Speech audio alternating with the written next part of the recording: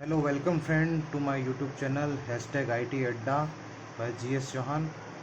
और आज हम आप टॉपिक पर जो पढ़ने वाले हैं वो IT इलेक्ट्रिशियन ट्रेड के सेकंड ईयर का टॉपिक है, जिसका नाम है basic concept of generators and motor. यानी आज हम जो पढ़ेंगे वो पढ़ेंगे जनरेटर और मोटर में थोड़ा सा डिफरेंस, क्या डिफरेंस है, बेसिक इसका डिफरेंस क्या है, दूसरा इनकी प्रारंभिक जो मूल अवधारणा है वो क्या है, किस बेस पे ये काम करते हैं।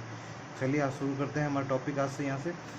उससे पहले चैनल को सब्सक्राइब करें, लाइक करें, कमेंट करें, शेयर करें। अगर पसंद आता तो आप शेयर करें, और जो टॉपिक आप पढ़ना चाहते हैं आपको उससे वापस कमेंट करें। ठीक है, चलिए आज हम शुरू करते हैं। जब तक यहाँ पे हम जो पहली बात करते हैं कि जब दो चीज़ें बेसिक कॉन्सेप्ट है, एक है जनरेटर का और एक है मोटर का। जनरेटर जो हमें इलेक्ट्रिसिटी देता है और मोटर जिसके अंदर हमें इलेक्ट्रिसिटी देते हैं और मैकेनिकल एनर्जी को हम उससे कंज्यूम करते हैं। यहाँ से पढ़ते हैं कि बेसिक सिद्धांत पे ये किस तरह पे काम करते हैं। तो यहाँ से आप शुरू करते हैं। जब किसी कुंडली के अंदर चालकीय चुंबकीय क्षेत्र बी में चाल v वेलोसिटी जो होती है मीटर प्रति सेकंड की गति से घुमाया जा रहा है, तो उसमें प्रेरित विद्युत वाहक बल यानी इंड्यूस्ड ईएमएफ पैदा होता है। और वह बल जो होता है वो क्या होता है, E = BLV वोल्ट प्रेरित होता है। या यहाँ कह सकते हैं कि यहाँ पे जो कहा जा रहा है कि L जो है, L का मतलब है यानी चालक की लंबाई या प्रभावी लंबाई, जिसके अंदर कंडक्टर के अंदर जो आपका चालक घूम रहा है उसकी प्रभावी लंबाई क्या है। दूसरा मैग्नेटिक फील्ड, जिस मैग्नेटिक फील्ड के अंदर आपका कंडक्टर घूम रहा है वो मैग्नेटिक फील्ड कितना है, जिसे अपन B से दर्शाते हैं। तीसरी आपकी चीज़ है चाल, वेलोसिटी, यानी आपकी जो कंडक्टर की जो रोटेशन की स्पीड है वो क्या है, मीटर प्रति सेकंड के अंदर। तो इस तरह अगर ये तीनों चीज़ें आपको पता है तो आप ये पता लगा सकते हैं कि आपके पास जो इंड्यूस ईएमएफ है वो किसी भी अगर जनरेटर में वो इंड्यूस ईएमएफ कितना हो रहा है, तो उसका फॉर्मूला है E = BLV वोल्ट प्रेरित होता है। इन तीनों के माध्यम से आप बता सकते हैं कि उसके अंदर कितना ज़्यादा ईएमएफ या कितना ईएमएफ उसके अंदर जनरेट हो रहा है। ये जनरेट निकालने का, ईएमएफ जनरेशन का निकालने का फॉर्मूला है। सेकंड, इसी कॉन्सेप्ट के ऊपर आपके जनरेटर काम करता है और इसी फॉर्मूले के आधार पर आप निकाल सकते हैं जनरेटर आपके कितने वोल्टेज पैदा करता है। सेकंड फॉर्मूला आता है जो आपके आता है मोटर के रिलेटेड आता है कि मोटर्स किस बेस पे काम कर रही है। यदि किसी कुंडली के चालक में आई एम्पियर धारा प्रवाहित होती हो और बी टेस्ला चुंबकीय क्षेत्र सामर्थ्य में रखे होने के कारण उस पर एफ फोर्स कार्य करेगा, तो जो फोर्स है वो कितना कार्य करता है, एफ = क्या होता है, BIL से यहाँ समझिए कि बी जो यहाँ पे है वो यहाँ पे है टेस्ला चुंबकीय क्षेत्र, जिसे टेस्ला में दर्शाया गया है। मैग्नेटिक फोर्स का जो क्षेत्र सामर्थ्य है जिसे अपन टेस्ला में दर्शाता है और इसे बी से संदर्भित किया जाता है, बी से प्रदर्शित किया जाता है। और मैग्नेटिक फील्ड चुंबकीय क्षेत्र सामर्थ्य जिसे कहते हैं उसे बी से संदर्भित किया जाता है। आई यहाँ पे जो कंडक्टर में प्रवाहित होने वाली धारा है कि उस कंडक्टर के अंदर कितनी प्रवाहित धारा हो रही है, क्या एम्पियर रेटिंग कितनी है, 1 एम्पियर, 2 एम्पियर, 4 एम्पियर, 5 एम्पियर। और एल जो है यहाँ पे लेंथ ऑफ द कंडक्टर है, यानी कंडक्टर की लंबाई है, कंडक्टर किस लंबाई का है वहाँ पे। अगर ये तीनों चीज़ें आपको पता है तो आप उसके अंदर भी आप लगा सकते हैं कि उसके कितना फोर्स है जो जनरेट हो रहा है, मोटर द्वारा फोर्स कितना जनरेट हो रहा है उस कंडक्टर को घुमाने के लिए, और वही फोर्स जो आगे ट्रांसफर होकर आपके शाफ्ट के ऊपर कंटिन्यू होता है। चलिए अब आज अपन चलते हैं आगे। जनरेटर के कॉन्सेप्ट को शुरू में अपन डिफिनेट शुरू करते हैं। तो फिर जनरेटरों की प्रारंभिक अवधारणा यानी basic concept of generator, generator की जो बेसिक अवधारणा है, बेस पे ये काम करता है जनरेटर, और किस तरह से इसके अंदर पार्ट्स क्या होता है जनरेटर के, ये सब हम आज के टॉपिक में पढ़ने जाएंगे। आगे अपन मोटर का भी फिर इसके अंदर पूरा डिस्क्रिप्शन लेंगे। जनरेटर उसे कहते हैं वह मशीनरी जो यांत्रिक ऊर्जा को विद्युत ऊर्जा में कन्वर्ट कर दे, वो आपका जनरेटर कहलाता है। या किसी भी तरह की यांत्रिक ऊर्जा है और उसे वो विद्युत ऊर्जा में कन्वर्ट कर रही है तो वो कहलाती है आपके जनरेटर कहलाता है। और यह जो जनरेटर है ये जो सिद्धांत पे काम करता है वो है फैराडे के इलेक्ट्रोमैग्नेटिक इंडक्शन नियम पर। फैराडे का इलेक्ट्रोमैग्नेटिक इंडक्शन नियम क्या कहता है कि फैराडे का इलेक्ट्रोमैग्नेटिक इंडक्शन में कहता है कि जब भी किसी चुंबकीय फील्ड के अंदर किसी कंडक्टर को घुमाया जाता है तो उस कंडक्टर का जो फ्लक्स काटता है तो उसमें ईएमएफ जनरेट होता है, और वो पैदा होने वाला जो ईएमएफ है वो उसके कंडक्टर के टर्न्स के समानुपाती होता है। तो यहाँ देखिए कि वह मशीन जो यांत्रिक ऊर्जा को वैद्युत ऊर्जा रूपांतरित करती है वह जनरेटर कहलाती है।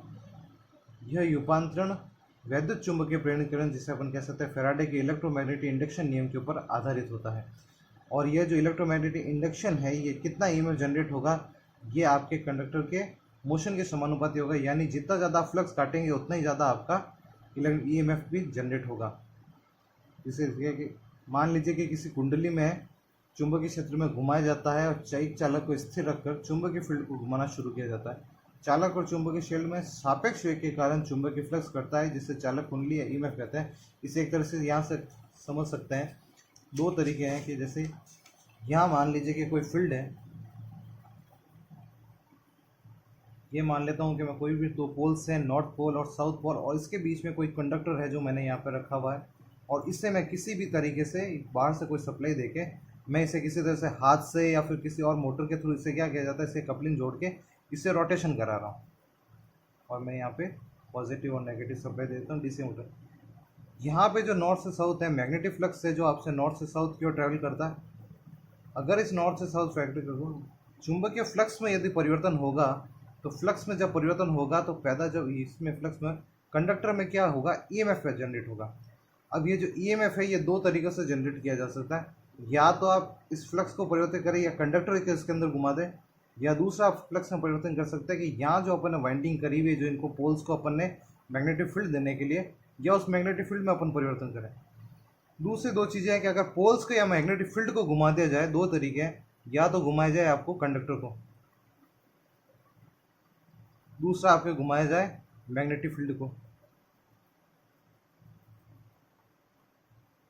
दो तरीके से इसको, क्योंकि मैग्नेटिक फील्ड को घुमाना मुश्किल होता है, क्योंकि ये स्टेटर के ऊपर रोटर होते हैं, जो आपके पोल्स होते हैं वो स्टेटर के ऊपर लगे होते हैं। स्टेटर एक बड़ी, तो आप जो इतना इनपुट देंगे उससे ज़्यादा वो आपको आउटपुट इंड्यूस नहीं कर पाएगा, आपका इनपुट ही बहुत ज़्यादा होगा, तो इस वजह से इसको कम यूज़ में लिया जाता है। और कंडक्टर के अंदर जो है, कंडक्टर को घुमाया जाता है।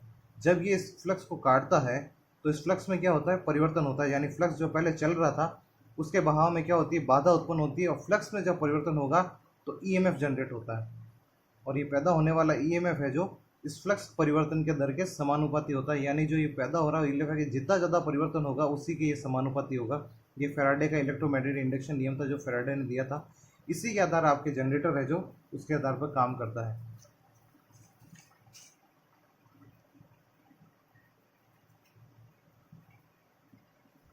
हो गया, कितना मिनट हुए।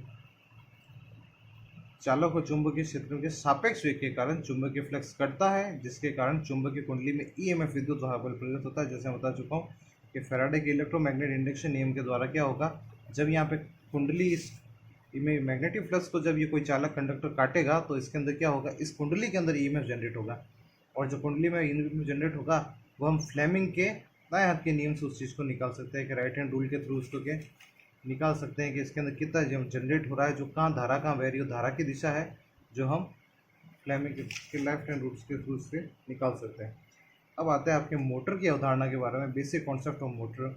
मोटर जो है जिसे कहते हैं कि मशीन, वह मशीन जो विद्युत ऊर्जा को यांत्रिक ऊर्जा में रूपांतरित करती है, यानी जिससे आप इलेक्ट्रिकल एनर्जी देते हैं और मैकेनिकल एनर्जी उससे लेते हैं, जिसे कह सकते हैं विद्युत ऊर्जा को यांत्रिक ऊर्जा में रूपांतरित करे, वह चीज़ आपके मोटर कहलाती है।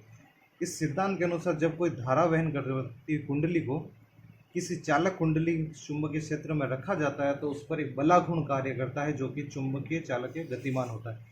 इस कॉन्सेप्ट को अगर देखें तो ये कहना चाहता है कि अगर एक गतिमान कुंडली है, मान लीजिए यहाँ पे दो पोल है एन और एस, पहले हम क्या कर रहे थे, इसको घुमा रहे थे किसी कारण से और उससे फिर एनर्जी ले रहे थे। यहाँ क्या होता है, यहाँ आप इसे सप्लाई देते हैं, और जब सप्लाई देते हैं तो ये मैग्नेटिक फील्ड क्या है, ये इस तरह से ट्रेवल करता है, और जब इसके अंदर मैग्नेटिक फील्ड दिया जाएगा तो एन और एस पोल, दो पोल यहाँ बनेंगे, तो ये पोल क्या है, एन से नॉर्थ से साउथ की ओर ये इस तरह से गतिमान होंगे। सेकंड अगर डायग्राम देखते हैं तो ये इस तरह से कन्वर्ट होगा। अब ये जो पोल्स है, ये फोर्स है जो ऊपर की ओर लग रहा है मैग्नेटिक फील्ड का, जो कंडक्टर के जो अंदर का, मान लीजिए ये रोटेशन है, मतलब घुमाव है, ये गोलाकार कंडक्टर जो हमने लिया हुआ है इसके अंदर, जैसे सब तरह से आप देखते हैं कि आर्मेचर, रोटर, ये सभी तरह के गोलाकार फेस में लिया जाता है ताकि इनका फोर्स लगे तो ये आसानी से रोटेशन कर सके। तो अब ये जब ये फोर्स डालेंगे, इनका फोर्स ऊपर की ओर है, और ये जो मैग्नेटिक फ्लक्स है इनका फोर्स भी यहाँ से सीधे की ओर है। तो ये मैग्नेटिक फ्लक्स है, ये मैग्नेटिक फ्लक्स को एक तरफ तो ये ज़्यादा कर देगा, ऊपर की तरफ ये इसे, क्योंकि ये दोनों फ्लक्स है जो दोनों की धारा की दिशा सेम है, दोनों मैग्नेटिक फ्लक्स एक तरह से दिशा में समान है, तो दोनों मैग्नेटिक फ्लक्स क्या करेंगे, एक दूसरे की मदद करेंगे। तो यहाँ तो ये मैग्नेटिक फ्लक्स एक तरह से ज़्यादा हो जाएगा। दूसरा, यहाँ जो फोर्स है वो फोर्स है इसके विपरीत है, यहाँ से चुंबकीय बल रेखा इस दिशा में जा रही है, लेकिन जो मैग्नेटिक फोर्स यहाँ पे लग रहा है कंडक्टर के अंदर वो लग रहा है उसके विपरीत। तो ये एक दूसरे के प्रभाव को क्या करेंगे, ख़त्म करेंगे। फलस्वरूप क्या होगा, आपके ऊपर के आपके पास में चुंबकीय फील्ड का जो क्षेत्र है वो सघन है, नीचे का जो है विरल है। तो ये जो फोर्स होगा वो इस तरफ काम करने के शुरू हो जाएगा, और जब ये एक बार घूमना शुरू हो जाएगा तो ये कंटिन्यूसली चल, क्योंकि यहाँ पे जो ऊपर की ओर फोर्स लगेगा वो लगेगा ज़्यादा, और यहाँ फोर्स है कि सपोज कीजिए कि मान लीजिए आप किसी चीज़ को दो जगह से धक्का दे रहे हैं, समान फोर्स अगर दोनों जगह लग रहा है तो वो पत्थर कहीं नहीं जाएगा। अगर एक जगह वहाँ पे हम फोर्स ज़्यादा लगाएं और एक जगह फोर्स को हम कम लगाएं, तो जो ज़्यादा से कम की ओर रिवर्ट होगा। तो यही चीज़ यहाँ पे हो रही है, यहाँ फोर्स कम है मैग्नेटिक फोर्स, यहाँ मैग्नेटिक फोर्स डबल होने के कारण ये पत्थर इस तरह से रोटेशन है जो क्लॉकवाइज करेगा। और मोटर इसी सिद्धांत के कार्य करती है कि दो चुंबकीय फील्ड के पारस्परिक अपने चुंबकीय फील्ड की क्रिया के कारण रोटर घूमने लगता है, इसी कारण वो मोटर के ऊपर घूमने लगता है। जैसे इसमें दिया हुआ है कि जो एक बला गुण काम करता है, जिससे अपन ये कह रहे हैं कि ये फोर्स जब काम करेगा तो इसे घुमाने के लिए एक बला गुण टॉर्क काम करेगा, वो टॉर्क लगना शुरू हो जाएगा, जिससे कार्य करता है जो कि चालक या कुंडली को गतिमान करता है।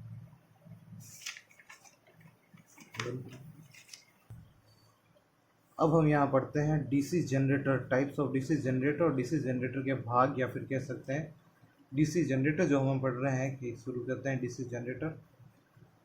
जैसा कि हमने जनित्र के बारे में पढ़ा था या जनरेटर के बारे में पढ़ा था, जो यांत्रिक ऊर्जा को विद्युत ऊर्जा में कन्वर्ट कर दे वो आपका जनरेटर कहलाता है। अब डीसी जनरेटर की बात है तो जो यांत्रिक ऊर्जा को डीसी प्रकार की विद्युत ऊर्जा में कन्वर्ट कर दे वो आपके जनरेटर कहलाता है। यांत्रिक ऊर्जा आप मैकेनिकल एनर्जी कहीं और से देते हैं और उसे विद्युत ऊर्जा में कन्वर्ट करवा देते हैं, सेम जो काम आपका जनरेटर करता है। जनरेटर के अंदर आपके दो पार्ट काम करेंगे। आप मैकेनिकली किसी और चीज़ से आप किसी चीज़ को घुमा रहे हैं, यानी आर्मेचर को घुमाते हैं, और आर्मेचर के घूमने के कारण उसके अंदर क्या होता है, ईएमएफ जनरेट होता है, और वो ईएमएफ आपको विद्युत ऊर्जा के रूप में आपको बाहर मिल जाता है। तो वह मशीनरी जो यांत्रिक ऊर्जा को डीसी प्रकार की विद्युत ऊर्जा में कन्वर्ट करे वो डीसी धारा जनरेटर कहलाती है। यांत्रिक ऊर्जा को परिवर्तन, और यह जो परिवर्तन है, ये जो परिवर्तन जिस सिद्धांत पे होता है वो है फैराडे के इलेक्ट्रोमैग्नेटिक इंडक्शन नियम के सिद्धांत पर। फैराडे के इलेक्ट्रो, जिसे आप हिंदी में कह सकते हैं प्रेरित विद्युत वाहक बल का सिद्धांत, जिसे कहते हैं प्रेरित फैराडे विद्युत वाहक बल का सिद्धांत, जिसके थ्रू अगर आप किसी भी मैग्नेटिक फील्ड के अंदर किसी कंडक्टर को घुमाया जाता है तो उसके अंदर ईएमएफ जनरेट होता है, जैसा अभी हमने थोड़ी देर पहले देखा था। ये इसका सिद्धांत है जो फैराडे ने दिया था। अब इसके अंदर जो आवश्यक तत्व है कि आपको किसी भी चीज़ को जनरेट करने के लिए कौन से आपको मूल तत्वों की आवश्यकता होगी, तो उसके लिए आपको दो चीज़ों की आवश्यकता है। पहला आपको चाहिए मैग्नेटिक फील्ड। अगर मैग्नेटिक फील्ड नहीं है तो मैग्नेटिक फील्ड को काटेंगे कैसे, उसकी किसी भी चीज़ को मैग्नेटिक फील्ड बनाने के या डीसी जनरेटर के लिए हमें जिन आवश्यक तत्वों की आवश्यकता है वो है, हमें आवश्यक तत्व चाहिए। पहला हमें आवश्यक तत्व चाहिए मैग्नेटिक फील्ड। बगैर मैग्नेटिक फील्ड के आप किसी भी तरह के ईएमएफ को जनरेट नहीं कर सकते। तो पहला काम है हमें मैग्नेटिक फील्ड चाहिए, क्योंकि मैग्नेटिक फील्ड जब परिवर्तन होगा तभी आपके ईएमएफ जनरेट होगा। तो उसके लिए पहली आवश्यकता है हमें मैग्नेटिक फील्ड चाहिए। दूसरा आवश्यकता है हमें कंडक्टर। अगर जो कंडक्टर मैग्नेटिक फील्ड को काटेगा उस कंडक्टर की आवश्यकता है हमें। जैसे आप देखते हैं कि आर्मेचर या होता है, आर्मेचर के अंदर आपकी कॉइल कसी होती है, वाइंडिंग करी होती है, वो वाइंडिंग जो कंडक्टर का काम करती है उसी के थ्रू ये काम होता है। दूसरा है संवाहकों की चुंबकीय क्षेत्र में गति। संवाहकों यानी motion of the conductor in the magnetic field. Conductor का मैग्नेटिक फील्ड के अंदर मोशन, यानी अगर वो कंडक्टर इस फील्ड के अंदर नहीं घूमेगा तो ये मैग्नेटिक फील्ड पैदा नहीं होगा, क्योंकि मैग्नेटिक फील्ड जो पैदा होगा या पैदा भी होगा तो बहुत कम होगा, क्योंकि ये मैग्नेटिक फील्ड की चालक की गति के कारण इसके अंदर मैग्नेटिक फील्ड ज़्यादा कटता है, और जब ज़्यादा कटता है तभी यहाँ पे मैग्नेटिक फील्ड पैदा होता है। जितना ज़्यादा इसके अंदर मैग्नेटिक फील्ड कटेगा उतना ही ज़्यादा हमारा ईएमएफ जनरेट होगा ये इसके थ्रू। तो हमें क्या चाहिए, तीन चीज़ें चाहिए। चुंबकीय क्षेत्र जो मैग्नेटिक फील्ड हमें पोल्स के थ्रू प्राप्त हो जाएगा, एन और एस के थ्रू। संवाहक जो कंडक्टर चाहिए, जो कंडक्टर, और मोशन ऑफ द कंडक्टर। इस क्षेत्र के अंदर आपको कंडक्टर का रोटेशन होना चाहिए, वो आवश्यक है इसके लिए। जब अब आते हैं आपके दो चीज़ें हैं, ठीक है। अब इस कंडक्टर को जो आप लेते हैं वो आर्मेचर के थ्रू लेते हैं। आर्मेचर जो होता है, आर्मेचर के ऊपर आपने देखा होगा आर्मेचर, या किसी ने नहीं देखा हो तो थोड़े टाइम अगले सेशन में हम दिखाएंगे आर्मेचर कैसा होता है। जब संवाहक या कुंडली को इस जो कंडक्टर होता है इसके ऊपर क्या है, कंडक्टर्स की कॉइल चढ़ा दी जाती है।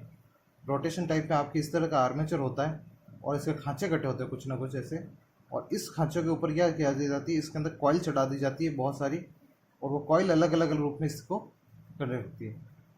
जो आर्मेचर का कोर का काम है वो है इन कुंडलियों को संग्रहित करके रखना और कुंडलियों को बांधे रखना। और जो इन कुंडलियों की जब भी कटती है ईएमएफ के थ्रू, इसके अंदर रोटेशन के थ्रू, तो इन जो कंडक्टर्स वायर है, इन कंडक्टर वायर में ईएमएफ जनरेट होता है। और जो इंडक्टिव वायर में ईएमएफ प्रेरित होता है वो हम राइट हैंड रूल के थ्रू इससे निकाल सकते हैं कि भाई हम कितना ईएमएफ कितना कंडक्टर है जो हमने जनरेट हो रहा है, कितना राइट हैंड रूल के थ्रू हम निकाल सकते हैं। राइट हैंड रूल अभी हम आगे पढ़ेंगे कि राइट हैंड रूल क्या होता है और किस तरह से आप इसे याद कर सकते हैं कि इसके अंदर फ्लेमिंग के धारा की दिशा जो किस तरह से निकाल सकते हैं इसके हिसाब से। जैसे कि अब हम समझते हैं, यहाँ से हम पहला सवाल शुरू करते हैं कि जब मान लीजिए कि कोई कंडक्टर है जो रोटेशन कंडक्टर है, हमने एक मशीन लगाई हुई है जिससे मान लेते हैं कि इस कंडक्टर का आप मान लीजिए कि रोटेशन पार्ट में है और दो पोल के बीच में मैंने कंडक्टर को स्थापित किया हुआ है। टर्मिनल्स के नाम मैंने दे दिए ताकि कन्फ्यूज़न ना हो, ए बी सी डी। और यहाँ पे जो दिए हुए हैं दो नाम है यहाँ पे इस तरह से, यहाँ मैं दे देता हूँ ए बी दे देता हूँ और यहाँ उसी तरह का। जब इस मान के सबसे पहले डिग्री बात करते हैं, पहली जब कंडीशन की बात कर रहे हैं तो जब चालक है जो 0 डिग्री के ऊपर है, 0 डिग्री यानी जो मैग्नेटिक फील्ड है, ये मैग्नेटिक फील्ड इसी तरह है और आपका कंडक्टर भी इसी दिशा में है और इसी कंडीशन में है, तो यानी कि बीच का जो एंगल है वो 0 डिग्री, यानी दोनों एक दूसरे के लगभग बिल्कुल समांतर है, तो वो डिग्री एंगल जो है 0 डिग्री एंगल कहलाता है। ऐसी स्थिति में क्या होगा, ये चुंबकीय बल रेखाएं जो समांतर रहेगी इसके कंडक्टर के, तो ऐसी स्थिति में ईएमएफ जनरेट नहीं होगा। ईएमएफ क्योंकि चुंबकीय बल रेखाएं नहीं कटेगी तो चुंबकीय बल रेखाएं नहीं कटेगी तो ईएमएफ जनरेट नहीं होगा। सेकंड पोजीशन पे आता है कि जब ये धीरे धीरे अगर रोटेशन है इस कंडक्टर का, अब ये धीरे धीरे यूं इस तरह से घूमना शुरू होगा जब कंटिन्यू, जब एक पोजीशन आएगी तब ये 0 से शुरू होकर 0 के बाद में 90 डिग्री पे आएगा, तो ये जो डिस्टेंस है ये 90 डिग्री के एंगल वाला है। एक पोजीशन आएगी जब ये 90 डिग्री के एंगल है। अब जो हमारे फ्लक्स है वो इस तरह से है सीधा, और जो हमारा कुंडली है जो कह सकते हैं कि कंडक्टर है वो इस तरह से है। जब ये इसके फ्लक्स संपर्क में आएगा तो ये अब इसके पूरा लंबवत है, यानी अब मैग्नेटिक फील्ड है जो ज़्यादा से ज़्यादा कटेगा। और इस मुकाबले मैग्नेटिक फील्ड अब यहाँ क्या कहता है, पहले 0 डिग्री एंगल पे था तो यहाँ मैग्नेटिक फील्ड कम से कम कटता है, और जब 90 डिग्री एंगल पे जब एकदम इसके लंबवत आ जाता है 90 डिग्री, इस एंगल में क्या होगा, जब 20 डिग्री की अपन बात करें तब ये जो है 90 डिग्री के एंगल के ऊपर इसके ऊपर है, तो 90 डिग्री जब एंगल होगा तब ये मान लीजिए कि ये चुंबकीय बल रेखाएं हैं और ये इसके लंबवत अगर पहले इस पोजीशन में था 0 डिग्री एंगल पे चुंबकीय बल रेखा होकर और इसके समांतर पोजीशन में थी, मान लीजिए कि चुंबकीय बल रेखा इस तरह से है और ये भी इसके पोजीशन में, तो अब ये जो चुंबकीय बल रेखा है ये इसको नहीं काटेगी क्योंकि इसके समांतर पोजीशन में चल रही है। सेम अगर आप कहते हैं कि ये जो चुंबकीय बल रेखा है अब इस आपका जो कंडक्टर है वो रोटेशन पार्ट में हो गया है, तो अब ये जो पहले इस तरह से था जो 0 डिग्री से होता होता अब 90 डिग्री पहुंचा, अब ये चुंबकीय बल रेखाओं को अधिकतम काटेगा, मैक्सिमम रूप से काटेगा। तो जब मैक्सिमम काटेगा चुंबकीय बल रेखाओं को तो मैक्सिमम ईएमएफ भी जनरेट होगा। सेम सिचुएशन जब हम आगे लेते हैं, अब ये 90 डिग्री के बाद में ये वापस अब आता है, ये वापस 180 डिग्री के ऊपर यहाँ पे आ जाता है। 180 डिग्री आने पे ये वापस 0 डिग्री वाली पोजीशन हो जाती है, तो 0 डिग्री वाली पोजीशन पे वापस ये जो है ईएमएफ है जो कम से कम बनेगा या नहीं बनेगा, क्योंकि ये इसके समांतर में आ जाता है और ईएमएफ यहाँ पे नहीं कटता है। जब आगे नेक्स्ट पोजीशन पे आता है जब आएगा, तो अब ये आने के बाद ये 0 डिग्री, 90 डिग्री पे अधिकतम, 180 डिग्री पे वापस न्यूनतम। अब वापस जब आएंगे तो ये यहाँ पे अगला डिग्री आएगा, हाथ नहीं मुड़ रहा है नहीं तो मैं मोड़ के बताता आपको। अगला जो आएगा वो आएगा आपका 170 डिग्री का, क्योंकि 90 के बाद में जो आएगा, अब इस 170 डिग्री में क्या होगा, जो फलक थे वो फलक आपके चेंज हो गए हैं। जैसे कि आप देख सकते हैं कि इसके अंदर जो फलक है, फलक सेम टू सेम है। यहाँ जो था ए बी सी डी और 180 डिग्री के बाद में 90 डिग्री तक सेम रहता है, 180 डिग्री के बाद में क्या हो जाएंगे, आपके फलक चेंज हो जाएंगे, यानी जो चीज़ अब पहले ऊपर थी अब वो नीचे है, और जो फ्रंट पार्ट चुंबकीय फ्लक्स की, जैसे मेरी हथेली पहले आ रही थी यहाँ पे मैग्नेटिक फ्लक्स के पास में, अब वो हथेली नहीं आके मेरे पीछे वाला हथेली का बैक एरिया जो आएगा वो उस तरफ आएगा। तो इसमें क्या होगा, जो आपकी जो मैग्नेटिक फील्ड है वो अब पूरा घूम रहा है, इसका मतलब चुंबकीय फील्ड की जो दिशा भी बदल जाएगी इसके अंदर, क्योंकि जो दूसरा फलक इसके साथ में आ जाता है। यहीं से आपके अब यहाँ से 270 डिग्री है, यानी यहाँ से आप देख लीजिए कि ये पोजीशन वापस 90 डिग्री वाली पोजीशन के मैच आ जाती है। 90 डिग्री वाली पोजीशन की मैच है, बस फलक चेंज है दोनों की दूसरा। इसी पोजीशन में भी ये अधिकतम मैक्सिमम फ्लक्स पैदा करेगा। थर्ड पोजीशन पे वापस अपन आते हैं, जब ये घूम के आएगा इस तरह से और वापस ये घूमेगा तो वापस ये अपने 360 यानी जो जहाँ से इसने स्टार्ट किया था उसी पोजीशन पे ये वापस आके रुक जाएगा, और ये वहाँ पे आके वापस आपको मिनिमम फ्लक्स का काम कर ईएमएफ जो आपको 0 के बराबर प्राप्त होगा। यही इसी सिद्धांत पे। अब एक जो बात है इसमें इंपॉर्टेंट बात है कि जो डीसी जनरेटर में जो मूल रूप से पैदा होने वाली जो विद्युत धारा होती है वो ऐसी प्रकार की होती है, यानी अल्टरनेटिंग करंट होती है। मूल रूप से जो करंट आपकी जो पैदा हो रही है वो कैसी हो रही है, अल्टरनेटिंग करंट हो रही है, क्योंकि इसके अंदर क्या है, आप जब फ्लक्स को काट रहे हो तो अल्टरनेटिव काट रहे हो। यानी यहाँ पे आप देखिए, यहाँ से 0 डिग्री का अगर इसको मानते हैं, ये 190 डिग्री का इसको मानता हूँ, ये 180 डिग्री का, इससे ये 270 और ये है जो 360 का, 180 का 270। जो पहला फ्लक्स है वहाँ से अब धीरे धीरे धीरे धीरे घुमाना शुरू करते हैं तो क्या होता है, धीरे धीरे धीरे फ्लक्स आपका कटना शुरू होता है, 90 पे मैक्सिमम हो जाता है, तो ये 90 पे ये मैक्सिमम आएगा फ्लक्स। फिर ये धीरे धीरे वापस डाउन होना शुरू होता है दूसरे फ्लक्स की तरफ, और ये 180 पे आता था, ये 180 पे धीरे धीरे फ्लक्स वैसे से धीरे धीरे कम कटना शुरू होता है। पहले बढ़ेगा धीरे धीरे क्योंकि फ्लक्स ज़्यादा कट रहा है, अब यूँ करके मैक्सिमम पे आएगा, अब ये फ्लक्स धीरे धीरे यहाँ से कम कटना शुरू हो जाएगा, तो ये इस तरह से यहाँ पे 180 पे आएगा। अब ये जो फलक है ये फलक चेंज हो जाएगा, इसके धारा की दिशा चेंज हो जाएगी, क्योंकि अब ये जो पार्ट था, ये जो फलक था वो इस तरफ आ जाएगा, वो फलक है इस तरफ आ जाएगा, जो धारा की दिशा है वो भी परिवर्तित हो जाती है। तो ये धारा की दिशा भी जो पॉजिटिव साइड में जो चल रही थी अब यहाँ पे नेगेटिव साइड में चलने लग जाती है, इसलिए फिर ये इसके साथ में वापिस अपने ये मैक्सिमम नेगेटिव साइड में जाएगा 270 पोजीशन जो 90 डिग्री के बराबर ही है, और 360 पोजीशन पे आके वापस ये रुक जाएगा। तो ये सवाल आपके कई बार एग्जाम में आता है कि मूल रूप से जो डीसी जनरेटर में वो कौन सी विद्युत धारा पैदा होती है। मूल रूप से जो विद्युत धारा पैदा होती है डीसी जनरेटर में वो एसी विद्युत धारा होती है। इसे परिवर्तित करने का काम जो डीसी में करता है वो आपके कम्यूटेटर करता है। इसे डीसी जनरेटर में परिवर्तित करने का काम है कम्यूटेटर करता है। कम्यूटेटर जो काम करता है वो इसे करता है स्प्लिट रिंग के माध्यम से। किस माध्यम से? स्प्लिट रिंग के माध्यम से। जैसे कि इसके अंदर बताई गई ये स्प्लिट रिंग है, और यहाँ पे देखिए आप DFCE, और यहाँ पे जब ये कंटिन्यू चल रहा हो जाएगा, इसके अंदर आपकी क्या किया जाता है, कम्यूटेटर जो है स्प्लिट रिंग की तरह काम करने के काम करता है। स्प्लिट रिंग यानी यहाँ जो सर्कल है, यहाँ देखिए आप पूरी सर्कल पूरा लिया हुआ है और यहाँ बीच में एक भाग किया हुआ है। इस भाग की वजह से क्या होता है, ये जब चेंज होता है तो ये तो रोटेशन इसका चेंज होता है, लेकिन ये जो इसके कार्बन ब्रश है उनकी पोजीशन चेंज नहीं होती, ये अपनी पोजीशन पे रहते हैं। तो जहाँ से जो नेगेटिव पॉइंट आ रही है वो आ रही है, जैसे यहाँ देखिए पहले यहाँ पे जो था ए पॉइंट यहाँ पे था और बी पॉइंट यहाँ पे था। बी जो हमें नेगेटिव से टर्मिनल दे रहा था, बी की जो यहाँ पे जुड़ा हुआ था, और ए से हमें पॉजिटिव टर्मिनल मिल रहा था। और जा रहा की दिशा सेकंड पोजीशन में क्या होता है, जब ये घूमेगा वापस अपनी टर्न चेंज करेगा, जब ये फलक अपने चेंज कर देगा, एफ पोजीशन यहाँ आ जाएगी FEDC में, यानी ये इंटरचेंज हो जाएगा अपने आपस में फलक। तब ये क्या करेगा, जब ये स्टार्टर से डीसी जनरेटर में पैदा होने वाली विद्युत धारा AC होती है। ये बात आप सभी लोग ध्यान रखें, ये एग्जाम में कई बार पूछा गया सवाल है कि मूल रूप से जो डीसी जनरेटर में जो पैदा होने वाली विद्युत धारा है वो मूल रूप से कौन सी विद्युत धारा होती है। तो मूल रूप से जो विद्युत धारा पैदा होती है वो विद्युत धारा पैदा होती है आपकी AC यानी अल्टरनेटिंग करंट। AC करंट पैदा होती है जो इसके वेव फॉर्म के रूप में आपने दिखाया हुआ है, क्योंकि ये कंटिन्यूसली आपके 0 डिग्री एंगल से 90 डिग्री एंगल, 90 डिग्री से 180, 180 से 270 और 270 से 360 का मैं पूरा परफॉर्म दिखा चुका हूँ कि किस तरह से बढ़ती है और किस तरह से आपके वापस घटती है और किस तरह से अपनी दिशा को चेंज करती है। 0 डिग्री के ऊपर अपन देख चुके हैं पहले, क्योंकि ये 0 डिग्री बेसिक यानी EMF शून्य होता है, इसलिए यहाँ से 0 डिग्री से शुरू करती है बेसिस पे। धीरे धीरे जब 90 डिग्री की ओर चलते हैं तो इसका EMF जो है बढ़ता है और मैक्सिमम के ऊपर जाता है। उसके बाद में ये मिनिमम वापस 90 डिग्री से वापस जब नीचे की ओर गिरता है तो ये इसका EMF जो है वापस धीरे धीरे वापस 180 डिग्री पे ये वापस EMF है जो 0 डिग्री के बराबर आ जाता है। यहाँ से कोई जनरेशन नहीं होता, लेकिन जब 180 डिग्री के बाद में जब बात करते हैं तो ये अपने फलक को चेंज कर देते हैं। जो फलक यहाँ से चेंज शुरू हुआ था वो 180 डिग्री के बाद में यहाँ से फलक चेंज होना शुरू होता था। तो यहाँ से धारा की दिशा में भी क्या परिवर्तन होता है, इसलिए वो अपनी दिशा को बदल देती है और वो पॉजिटिव से नेगेटिव की ओर गति करने लगती है। इसी तरह से जैसे यहाँ पे है AC करंट जो चलती है 270 से मैक्सिमम जो 90 डिग्री की पोजीशन है, बस ये पॉजिटिव है और ये नेगेटिव साइड में है, और ये 360 के ऊपर आके वापस ये अपने मूल जो जहाँ से शुरू हुई थी वहीं पर आके ख़त्म हो जाती है। तो जो DC में जो मूल रूप से पैदा हो रही है वो पैदा हो रही है AC। सवाल अब ये है कि जो ये DC आ रही है इसको परिवर्तित करता कौन है, तो ये DC हमें कैसे मिलती है। तो DC को जो हमें सबसे बेहतर देता है वो DC देने वाले जो है इसका है कम्यूटेटर। कम्यूटेटर वह भाग है DC जनरेटर का जो हमें DC करंट को प्रवाहित करता है या DC करंट हमें देता है। वो DC करंट देता है हमें स्प्लिट रिंग के माध्यम से। किस माध्यम से? स्प्लिट रिंग के माध्यम से।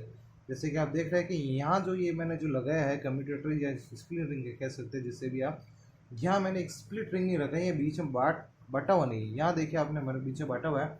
तो इस स्प्लिट रिंग के पास में क्या लगाया जाता है, आपके कार्बन ब्रश जो आपसे इसको करंट को बाहर लेने का कार्य करते हैं।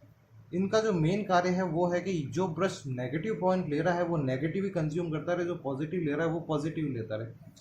बाकी इसके अंदर और ऐसा कोई कार्य नहीं कि ये किसी चीज़ को और दूसरा करे। जिस तरह से यहाँ से देखें तो यहाँ से जो है अगर आप देखिए तो यहाँ पे चारों देखे DFCE, और जब ये उल्टा हो एक बार हो जाएगा तो यहाँ पे फिर हो जाएगा आपके FDCE। अब यहाँ से ये जो पार्ट है ये यहाँ पे चेंज होके बी वाला जो पोर्शन है, बी वाला ए की तरफ आ जाता है, ए वाला धारा की दिशा जो वापस है, जो यहाँ से यू होनी चाहिए थी, वो वापस इस तरफ यहाँ से नेगेटिव आ जाती है और यहाँ से पॉजिटिव साइड में। तो स्प्लिट रिंग है जो इसका मेन भाग है जो करता है, और धारा की दिशा जो निकाल सकते हैं वो हम इसके फेराडे के क्या कह सकते हैं नियम के थ्रू भी निकाल सकते हैं। और दूसरी चीज़ है फ्लेमिंग के राइट हैंड रूल के थ्रू आप निकाल सकते हैं। जैसे फ्लेमिंग का राइट हैंड रूल ये कहता है कि जैसे ये देखिए जो अंगूठा है हमारा, वो अंगूठा अगर तीनों अंगुलियों को इस तरह से 90 डिग्री पर रखा जाए, तीनों अंगुलियों को 90 डिग्री पर रखा जाए तो राइट हैंड रूल के थ्रू, तो ये अंगूठा है जो वो मोशन ऑफ द कंडक्टर यानी कंडक्टर के घूमने की दिशा दिखाएगा। पहली अंगुली है जो ये फर्स्ट अंगुली है जो वो हमारी दिखाएगी मिडिल फ्लक्स यानी चुंबकीय फ्लक्स को दर्शाएगी, और दूसरी अंगुली जो हमारी मिडिल फिंगर है वो मिडिल फिंगर हमें दिखाएगी करंट यानी करंट किसका फ्लो हो रहा है। तो ये तीनों को अगर तीन एंगल रखते हैं तो ये कहलाएगा हमारे मोशन ऑफ द कंडक्टर। यहाँ पे आएगा मैग्नेटिक फ्लक्स और ये आएगा आपके मोशन ऑफ द कंडक्टर। यहाँ हम देखते हैं कि जैसे आप देखिए फोर्स जो आपके लग रहा है वो इस ओर लग रहा है, देखिए इस ओर है, आपने इसको अंगुली को इस तरफ किया, फोर्स जो लग रहा है आपके ऊपर लग रहा है, तो धारा की दिशा जैसे होगी वो भी अंदर की तरफ होगी इसके अंदर।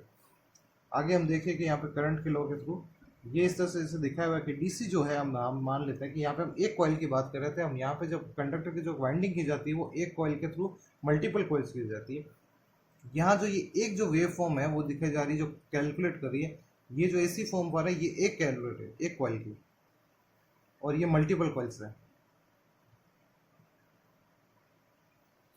ये सिंगल कॉइल जब करेगी तो ये क्या करेगी, जब यहाँ से जो नेगेटिव पार्ट जो आ रहा था आपका, जो यहाँ देखिए आप जो नीचे की तरफ जा रहा था, वो नेगेटिव पार्ट इसको ये ऊपर की ओर इससे कलेक्ट करके यहाँ से इसके दिशा को करेक्ट नहीं करती और यहाँ से कलेक्ट कर लेती है। तो इसकी कोई दिशा में परिवर्तन नहीं होता, जहाँ से ये पॉजिटिव आ रहा था वहीं से पॉजिटिव लेती है, जहाँ से नेगेटिव आ रहा था वहीं से, और ये कंटिन्यूसली उसी के साथ में होता है। तो ये जो डीसी मिलती है वो हमें पल्सेटिंग डीसी मिलती है। पल्सेटिंग डीसी यानी जिसके अंदर मान में बार बार परिवर्तन होता रहता है।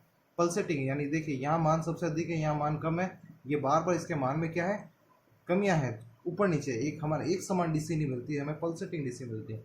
अब हम ऐसी कुंडलियाँ अगर 3 से 4 5 लगा दें, मल्टीपल कुंडली लगा दें, तो ये जो पल्सेटिंग डीसी है ये भी हमें काफ़ी ज़्यादा मिलेगी। हर कुंडली हमें एक अलग अलग देगी और हर टाइम पीरियड पे हमें अलग अलग एसी की तरफ डीसी की तरफ मिलेगी।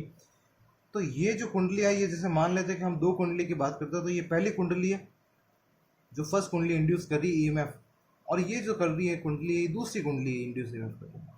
तो जो कुल मिला के जो हमारे पास जो रिजल्टेंट ईएमएफ पैदा होगा वो रिजल्टेंट ईएमएफ इन सब का जो मिला हुआ रिजल्टेंट ईएमएफ पैदा होगा।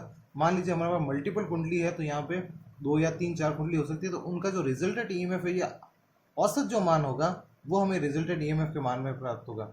जिस तरह से मान सकते हैं औसत जिस तरह से निकालते हैं उसी तरह से औसत के थ्रू हमें रिजल्टेंट ईएमएफ यहाँ से प्राप्त होगा। फर्स्ट कुंडली सेकंड कुंडली मल्टीपल कुंडली यूज ली जाती है इसके अंदर ताकि ईएमएफ जल्दी ज़्यादा से ज़्यादा जनरेट हो सके। अब आज हम आगे पढ़ेंगे parts of the DC generator. चलते हैं आगे, चलते हैं parts of the DC generator के ऊपर। डीसी ज़्यादा जनरेटर के विभिन्न भाग हैं, उनके कार्य ये कहते हैं कि parts of the DC generator and working of the every parts of the. पहला जो पार्ट आता है आपके मेन पार्ट है जो है योक आती है, बॉडी जिसे अपन कहते हैं, बॉडी योक या खोल कह सकते हैं। छोटी मोटर्स जो होती है उसके लिए योक जो बनाया जाता है वो कास्ट आयरन का बनाया जाता है, और जो बड़ी मोटर्स होती है उसके अंदर मोटर जो बड़ी बनाया जाता है, जो योक बनाई जाती है वो कास्ट स्टील का बनाया जाता है। छोटी मोटर में कास्ट आयरन का इसलिए बनाया जाता है क्योंकि कास्ट आयरन हैवी होता है, तो छोटी मोटर के अंदर कास्ट आयरन का अगर खोल बनाया जाए तो ये वो इतनी भारी नहीं बनेगी, लेकिन बड़ी मोटरों में अगर कास्ट आयरन का अगर ढलवे लोहे का अगर खोल बनाना लगे तो मोटर बहुत ज़्यादा भारी हो जाएगी, उन्हें एक दूसरे स्थान से दूसरे स्थान को ले जाना, ट्रैवलिंग करना काफ़ी कठिन होगा, स्टेब्लिशमेंट भी करेगा। इसका कार्य जो मुख्य रूप से कार्य है वो कार्य है इस मशीन को बाहरी रूप से सुरक्षा देनी है। अंदर का जितना भी आवरण है, पोल्स लगे हुए हैं, आर्मेचर लगे हुए हैं, उनको बाहरी रूप से सुरक्षा प्रदान करना।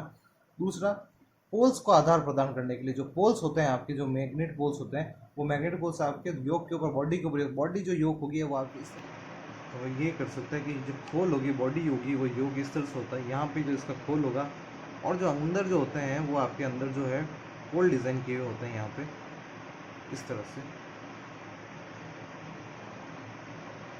ये पोल आपके मल्टीपल पोल्स यहाँ से ज़्यादा भी हो सकते हैं, कम हो सकते हैं, इस तरह से यहाँ से पोल्स डिज़ाइन, और पोल्स के ऊपर आपके वाइंडिंग की जाती है, कुंडली लपेटी जाती है पोल्स के ऊपर, जिस तरह से आप देख सकते हैं। और यहाँ जो अंदर आपके आर्मेचर घूमता है, आर्मेचर को रखा जाता है। तो ये जो खोल है, ये खोल भारी रखा जाता है, इसलिए इसका काम ये जो पोल्स लगे हुए हैं इनको क्या सपोर्ट प्रदान करना, इसके साथ स्क्रू के साथ में ये कस दिए जाते हैं पोल्स के लिए। दूसरा, चुंबकीय फ्लेक्स के लिए निम्न प्रतिष्ठम जिसे अपन कह सकते हैं लो रिलेक्टेंस। लो रिलेक्टेंस किसे कहते हैं? रिलेक्टेंस वो होता है जो मैग्नेटिक फील्ड में कम से कम बाधा उत्पन्न करे, जो कह सकते हैं मैग्नेटिक फील्ड में जो बाधा उत्पन्न करता है वो है प्रतिष्ठम कहलाता है। जिस तरह से धारा बहती है तो धारा के अंदर जो प्रतिरोध उत्पन्न करता है उसे रेजिस्टेंस कहते हैं। तो उसी तरीके से जो मैग्नेटिक फील्ड जो बहता है तो मैग्नेटिक फील्ड के बीच में जो रेजिस्टेंस आता है उसे हम प्रतिष्ठम कहते हैं। तो हमें जब चाहिए कि मैग्नेटिक फील्ड बहे तो हमें लो रिलेक्टेंस मिलना चाहिए ताकि हमारा मैग्नेटिक फील्ड है वो आसानी से अच्छी तरीके से बह सके। तो लो रिलेक्टेंस का फील्ड प्रदान करता है, इसलिए इसको दिया जाता है। सेकंड जो आता है आपके ध्रुव कोड या ध्रुव शू या पोल शू जिसे अपन कहते हैं, पोल कोर या पोल शू, ये तीनों चारों एक पार्ट के साथ है। पोल्स जिसे अपन कहते हैं पोल कोर, पोल शू और पोल्स को। जो पोल यहाँ पे आपके कसे रहते हैं उन्हें पोल कहते हैं, और पोल कोर यानी पोल्स के जो पीछे का भाग है जिसके ऊपर वाइंडिंग की जाती है। पोल्स का जो है, पोल्स इस तरह से होते हैं और आगे जाके ये पोल्स चौड़े हो जाते हैं। इनके मुंह को ऐसा गोलाकार रखा जाता है, थोड़ा सा चौड़ा रखा जाता है इस तरह से। पीछे के जो पार्ट है इसके ऊपर क्या की जाती है, आपके वाइंडिंग की जाती है ताकि इसको वाइंड करके इसके साथ में मैग्नेटिक फील्ड पैदा किया जा सके। और आगे इनके पोल को गोलाकार रखा जाता है ताकि ये पूरी फ्रेम के अंदर अच्छी तरह से कस सके और इसके अंदर जो आर्मेचर है वो अच्छी तरह से घूम सके। ये वाइंडिंग कर दी जाती है। तो ये मैंने सिर्फ एक पोल बताया, ऐसे ही पोल 4 पोल हो सकते हैं, 2 पोल हो सकते हैं, मैक्सिमम जो है ये सम संख्या में होते हैं, विषम संख्या में नहीं होते। जो भाग नट बोल्ट की सहायता से, जो ये पूरे फ्रेम को क्या है नट बोल्ट की सहायता से उसके अंदर योग के अंदर कस दिया जाता है और ये आगे की तरफ। तो जो आगे का जो ये भाग है ये कहलाता है, जहाँ से ये पोल शू कहलाता है, जहाँ से ये मुड़ा हुआ या चक्राकार भाग होता है जो इस पीछे वाले पोल की तुलना में आगे से ज़्यादा चौड़ा होता है। जो ये चौड़ा इसलिए रखा जाता है ताकि ये मैग्नेटिक फील्ड को एक सही से पाथ दे सके। मान लीजिए कि ये गोलाकार है तो यहाँ पे गोलाकार रूप में इसको मैग्नेटिक फील्ड को एक पाथ दिया जा सके और मैग्नेटिक फील्ड अच्छी तरह से इसके अंदर रोटेशन कर सके। आगे से इसको चौड़ा रखा जाता है, पीछे ये थोड़ा सकरा रखा जाता है जिसके ऊपर यहाँ पे पोल वाइंडिंग्स है इसके ऊपर स्थापित की जाती है, पटली दी जाती है। ये जो पोल्स बने जाते हैं ये आपके सिलिकॉन स्टील की पत्तियों से बने जाते हैं और लैमिनेट कोर से बना जाता है, लैमिनेट कर दिया जाता है इसके अंदर। पहले जो होते थे उसके अंदर होते हैं। तो देखिए कि पोल शू कहलाता है, ये पोल शू आगे का भाग है, यही लिखा हुआ है। और ये जो होते हैं ढलवे लोहे और पटली के बनाया जाता है, यानी बड़ी मशीनों में सिलिका जेल, बड़ी मशीनों में ये सिलिकॉन स्टील के बनाए जैसे लिखा हुआ है इसके अंदर। आजकल जितने मेरे ख्याल से बने जाते हैं वो सब आपके बड़ी मशीनों में सिलिका स्टील के बन जाते हैं, सिलिकॉन स्टील के बन जाते हैं, लैमिनेटेड कोर बन जाता है जैसे सिलिकॉन स्टील। और इस सिलिकॉन स्टील की जो पत्तियाँ होती है लैमिनेटेड होती है। पटली का मतलब है कि यहाँ पे अलग अलग पत्ती बनाई जाती है और पत्तियों को जोड़ के पोल शू बनाए जाते हैं और इस्पात किए जाते हैं। पटलित इस्पात के बनाए जाते हैं और जिनकी मोटाई जो लैमिनेशन की मोटाई वो रखी जाती है आपके 0.1 mm से 0.05 mm तक रखी जाती है। पटलों के बीच में वार्निश या ऑक्साइड की परत चढ़ा दी जाती है जिससे भंवर धारा हानि कम से कम हो। भंवर धारा हानि से आप समझ सकते हैं कि जो लॉसेज है, ये हम लॉसेज पहले भी पढ़ चुके हैं ट्रांसफार्मर में। तो लॉसेज जो भंवर धारा हानि है इससे हम एक बार में टॉपिक अगली बार वापस एक भंवर धारा हानि और हिस्टेरिक। चुंबकीय कुंडलियों का जो मेन काम है वो होता है आपके, जो पोल शू का मेन काम है वो है चुंबकीय कुंडलियों का आधार प्रदान करना, जहाँ पे जो कुंडली लपेटी जाएगी उसका आधार प्रदान और प्रतिष्ठम का कम करना। प्रतिष्ठम यानी आप कह सकते हैं रिलेक्टेंस को कम करना, इस रिलेक्टेंस के माध्यम को कम करना ताकि मैग्नेटिक फ्लक्स है जो अच्छी तरह से चारों फैल सके और अच्छी तरह से घट सके। अनुपस्थित अधिक होने का फ्लक्स को समान रूप से फैलाना है तो क्या कि इसका पोल्स की जो मेन भाग है पोल शू को बड़ा रखा जाता है ताकि ये मैग्नेटिक फ्लक्स को सही तरीके से फैला सके। नेक्स्ट पार्ट है जो हम आपसे आते हैं यहाँ पे क्षेत्र कुंडली यानी फील्ड कॉइल है। फील्ड कॉइल हम पहले ही देख चुके हैं। जो पोल शू के ऊपर जो कुंडलियाँ स्थापित की जाती है वो कुंडलियाँ जो स्थापित की जाती है वही फील्ड कॉइल कहलाती है। जैसे ताम्र के इंसुलेटर तारों से बनाई जाती है, सुपर एनिमल वायर जिसे अपन कहते हैं, क्षेत्र कुंडलियाँ पोल के ऊपर स्थापित की जाती है और इससे स्थापित की जाती है कि एकांतर पोल बना, यानी आपका जो पोल है, जो अगर ये यहाँ पे 4 पोल है मान लीजिए, समझने की कोशिश कीजिए यहाँ पे, तो अगर 4 पोल है तो ये N, S, N और S कंटिन्यू इस तरह से पोल बनाया ताकि ये कुंडली में अल्टरनेटिव पोल बना हुआ है यहाँ से, और ये N और S इस तरह से फिगलेट पोलरिटी बोर्ड बनाते हैं ताकि N और S N अल्टरनेटिव पोल बनाती रहे। एक पोल आपका जो पॉजिटिव नॉर्थ बनेगा तो दूसरा साउथ बनेगा, यहाँ से ही फील्ड यहाँ से भी ट्रेवल करेगा नॉर्थ से साउथ को, यहीं से ही फील्ड वापस नॉर्थ से साउथ को यहाँ से भी ट्रेवल करेगा यहाँ से। तो ये फील्ड जो है चारों तरफ से आपके कंटिन्यू रहेगा। फ्लक्स है जो आपके चारों तरफ से कॉमन रूप से बराबर फैलेगा। जैसे एक बार वापस देख लेता हूँ, सिर्फ एक तरफ दो तरफ लगाने से क्या होगा, तो बराबर फैलेगा नहीं। अब यहाँ पे ये एन एस और एन और एस, अब यहाँ से ये एन एस के थ्रू यहाँ पे भी जाएगा, एन एस यहाँ से भी जाएगा, एन एस यहाँ से भी जाएगा, ये अल्टरनेटिव पोल्स बनते जाते हैं। तो चारों तरफ पोल है जो बराबर मैग्नेटिक फील्ड है जो बराबर फैलता है, अधिकांश अल्टरनेटिव पोल बनाने के लिए वाइंडिंग की जाती है चुंबकीय उत्पन्न। अब नेक्स्ट आता है आपके आर्मेचर कोड। आर्मेचर कोड जिसे कह सकते हैं, आर्मेचर फ्रेम भी कह सकते हैं, जिसके अंदर आपके आर्मेचर वाइंडिंग स्थापित की जाती है, उसे हम आर्मेचर कोर कहते हैं। ये आर्मेचर बेलनाकार बनाया जाता है, आकृति का लगभग 6.5 mm मोटी सिलिकॉन इस्पात की वृत्ताकार पट्टियों से बनाता है। यानी जो आर्मेचर कोर बनाया जाता है ये भी सिलिकॉन स्टील की लैमिनेटेड पत्तियों से बनाया जाता है। बहुत सारी लैमिनेटेड पत्तियों को एक साथ बहुत ज़्यादा जोड़ के, और इन पत्तियों की मोटाई लगभग 6 mm लगभग रखी जाती है। ये रखा जाता है आपके भंवरदार हानि को कम रखने के लिए। इसे सिलिकॉन स्टील की पतली पतली लैमिनेटेड पत्तियों का बनाया जाता है ताकि इसका हीटिंग इफेक्ट है जो दूसरे तक और भी ना पहुंचे, भंवरदार हानि का प्रभाव है जो ज़्यादा ना फैले। इस परिधि के चारों वार में अब इसके चारों ओर वाइंडिंग स्थापित की जाती है, और वाइंडिंग जो डालने के लिए इसके ऊपर स्लॉट कटे होते हैं। इसी तरह से बीच बीच में स्लॉट कटे होते हैं, खांचे कटे होते हैं, जिसके अंदर स्लॉट को वाइंडिंग को स्थापित कर दिया जाता है। और लैमिनेट करने का मतलब है इसके अंदर वार्निश और ऑक्साइड भी किया जाता है ताकि इसके अंदर भंवरदार हानि कम से कम हो। मेन काम इसका है आर्मेचर कुंडले को अपने अंदर स्थापित करना। दूसरा जो इसके अंदर कम्यूटेटर है वो कम्यूटेटर को लगा के रखना, कम्यूटेटर इसके आगे की ओर लगा रहता है। इसके दो तरह की वाइंडिंग की जाती है। पहली वाइंडिंग आती है एक लेफ्ट वाइंडिंग, दूसरी वाइंडिंग आती है आपके वेव वाइंडिंग। लेफ्ट वाइंडिंग वहाँ स्थापित की जाएगी जहाँ आपके उच्च धारा निम्न वोल्टेज की आवश्यकता हो, और वेव वाइंडिंग वहाँ स्थापित की जाएगी जहाँ आपको निम्न धारा और उच्च वोल्टेज की आवश्यकता हो। दोनों तरह की अपनी वाइंडिंग है। एक जो तरंग वाइंडिंग जिसे अपन कह सकते हैं सीरीज वाइंडिंग भी कह सकते हैं, तो ये जांच की जाएगी वहाँ निम्न धारा उच्च वोल्टेज, और लेफ्ट वाइंडिंग वहाँ स्थापित की जाएगी जहाँ उच्च धारा और निम्न वोल्टेज की आवश्यकता हो आपके। फिर आपके यहाँ पे देखिए, यहाँ पे कम्यूटेटर है। जो कम्यूटेटर का क्या काम है पहले ही पढ़ चुके हैं। कम्यूटेटर का काम एसी को डीसी में कन्वर्ट करने का काम है, पर ये बनाया किसका जाता है ये देख लीजिए। यह उच्च चालकता आकर्षित कठोर हार्ड क्वाड्राइन कॉपर को बनाया जाता है। ये बहुत मैक्सिमम हाई कैपेसिटी की कंडक्टिविटी का, हाई कंडक्टिविटी के साथ इसको कंडक्टर का बना होता है, तांबे का बनाया जाता है। इसे बेलनाकार आकृति का बना होता है, और इससे बीच में से जो है इसे परस्पर जो माइका के द्वारा अवरोधित किया जाता है, विद्युत रोधित किया जाता है, ताकि एक दूसरे से इंसुलेटर होते हुए जो स्प्लिट हुई है ये बार बार पत्तियां इस तरह से बनाई जाती है, और बीच में इनके माइका भर दिया जाता है इस तरफ से, ताकि एक दूसरे को शॉर्ट ना हो, एक दूसरे से शॉर्ट ना हो इससे। और ये जो बनाई जाती है हल्का सा आकार में इनको वी रखा जाता है पीछे की तरफ, ताकि इनके ऊपर सेंट्रीफ्यूगल फोर्स ना लगे। और सेंट्रीफ्यूगल फोर्स के कारण ये सेंट्रीफ्यूगल फोर्स वो होता है कि जैसे मान लीजिए कोई चक्कर के रूप में कोई चीज़ घूम रही है, तो जब वो राउंड घूमना शुरू होता है तो वो अपना फोर्स है जो बाहर की ओर ज़्यादा लगाता है, ना कि अंदर की ओर, केंद्र की ओर न लग के वो सारा फोर्स जो लगता है वो बाहर की ओर इसके पूरी परिधि की ओर लगता है जब इसे हम चक्कर घुमाना शुरू करते हैं। तो ये जो फोर्स है बाहर की ओर लगता है, तो ये अपनी इसके ऊपर जो भी चीज़ आई हुई है वो उसे छूटने की कोशिश करती है। फोर्स कई बार बहुत ज़्यादा होता है जैसे, तो ये जो है ये आर्मेचर के बाहर की तरफ इस तरह से पत्तियां लगी होती है और रोटेशन के थ्रू, तो ये पत्तियां जब ये है कि सेंट्रीफ्यूगल फोर्स के कारण उखड़ नहीं जाए, फट नहीं जाए, इसका मेन काम है आर्मेचर कुंडलिंग से धारा एकत्रित करना और पत्यावती धारा को दिस धारा में बदलना।